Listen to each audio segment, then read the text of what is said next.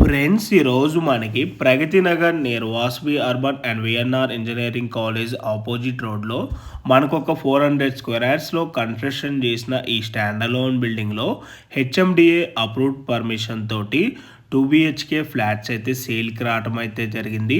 మీకు ఇక్కడ set backs కూడా క్లియర్గా కవర్ చేసి చూపిస్తున్నాను. యాజ్ పర్ హెచ్ఎండిఏ నామ్స్ ప్రకారంగా ఎక్కడా కూడా డివియేషన్ చేయకుండా మనకి ఇక్కడ సెట్ బ్యాక్స్ అయితే వదలటం అయితే జరిగింది.